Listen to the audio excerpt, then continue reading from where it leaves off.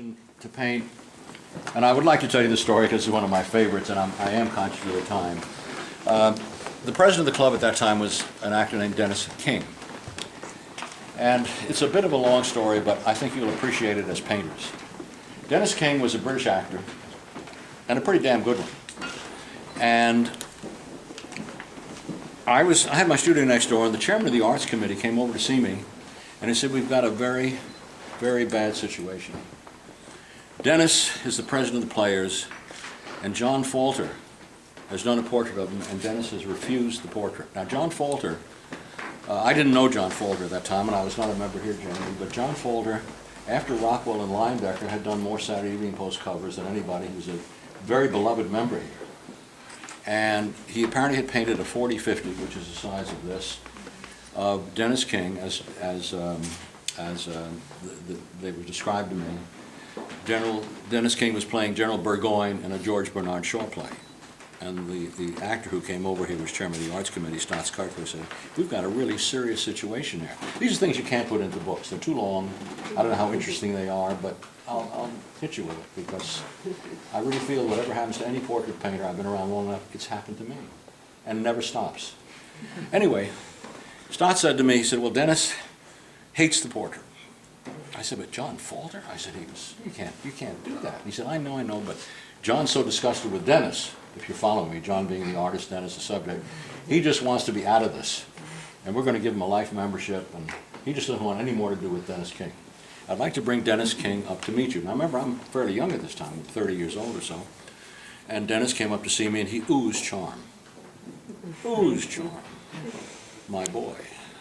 And to think you'd paint me, I'm a mere actor. And that was really, this is the way he talked. And I was all set to go, and I said, "It was a great honor, Mr. King, to be able to paint you." And we didn't discuss the other portraits, General Burgoyne. And he said, "Well, we'll be in touch." And the next thing I knew, Stotts called me about 2 weeks later. He said, "Ray, I got very bad news." I said, "Oh, God." He said, "Dennis has selected somebody else." I said, "Well, hang on." I wasn't feeling very good about it, and he told me he picked, he's got a picture, he was a good painter. I can't remember his name now. I really can't remember his name. He was a nice guy. I got to know him quite well. No, if you believe that, I got funny about that. Funny about that. No, I really do. He was a lovely man who founded the Skowhegan School, and I just can't think of his name. But anyway, he said he's picked Kyle Keith to do this portrait, and I said, "Well, he's a very good painter." He said, "Well, you have to understand, Dennis saw this painting of a young man at Portraits Incorporated, and he said, that's the man I want to paint me." And we said, "But Dennis, you've written." "No," he said, "I want to be painted." Well, my studio center was next door at the Arts Club. Dennis was president here. I was coming up the block. This is about 1968. Coming up the block this way. Dennis is coming this way, and I saw he spotted me. So he started to slow down because he was afraid he'd run into me. So I purposely walked up to him and I took him like this, and I said, "Dennis, look. Oh, my boy." No, please. You picked a very good painter, and I'm very disappointed. "Oh, and you know how much I liked your work." I said, "I know Dennis knows." And so we left it. We thought that was the end of that. Next thing that happened was the following.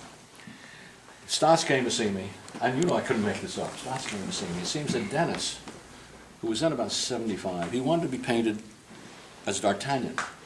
Now, if you know the Three Musketeers, D'Artagnan was the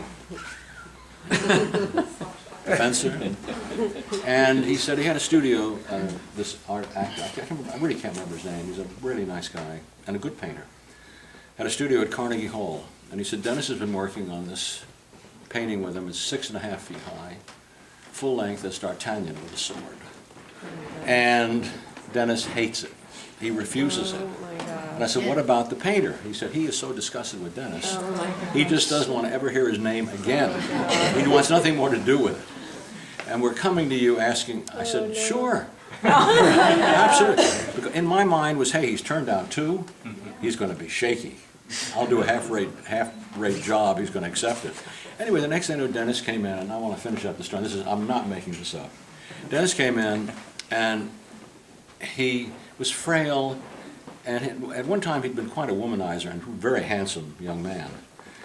And he was now a character actor and a very good one.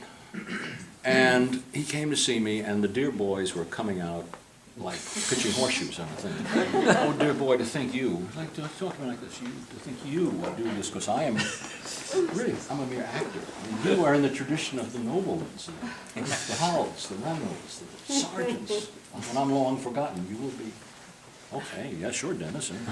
So, Gordon Stevenson, who had painted that painting of Mark Twain that's downstairs and the one of Howard Lindsay in that nice sketch over there, and had known Sargent, came to see me when I came over here, and he spoke to me, and Gordon said, look, Ray, he said, I have known Dennis for 50 years. He's a wonderful actor, superb card player, bridge player, shoots pool like a devil, but he'll destroy you if you let him in that studio. I said, what am I supposed to do? He said, I don't know, but keep him away from you.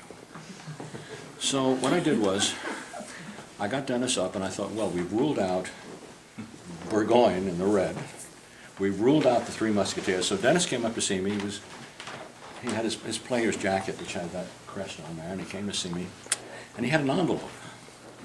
And it was, again, the dear boy, I'm so pleased you're doing this portrait. It was really meant to be. And I was, my head was going like this all the time. Yes, yes, sir, yes, sir. And he said, I was thinking, and he talked, he was always acting. I was thinking for the portrait, we want something simple. Something that suggests I'm an actor without being obvious. Well, that was appeal to me, Dennis, because I was thinking of doing you without a costume in the player's blazer. Splendid. Splendid idea. By the by, he pulled out this manila envelope and a couple of photographs. And one was his D'Artagnan with a sword like this, with boots. The other was another character, the adventure role. Oh, Francois Villon. The first movie he made was called If I Were King, with Jeanette MacDonald. And he played Francois Villon, the French poet. He sang, too, in the movie. It's one of the early talkies. And what he would do is he said to me, you know, Raymond, you can do this. You're an artist. That Sargent painting of those three ladies in white. I said, you mean the Windermere sisters? Well, he said, in the background.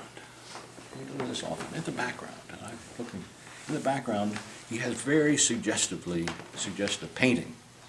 And I was thinking that, I'm old now, and this was 40 years ago, but maybe, possibly, as only you, dear boy, can handle it, you might suggest my D'Artagnan, because that was my first great success on Broadway, in London, Drury Lane. Another photograph. And then I thought, if my hand is resting, I'm not going to get involved, this is your painting, but if my hand is resting on a table, there might be a photograph of me there as Francois Villon. Well, my mind is a little key, you can imagine, right? So what I did was I took a 25-30 canvas. I do this quite often anyway as a routine. No, not a routine, as an approach. And I decided to make an oil sketch from life, which I did this size.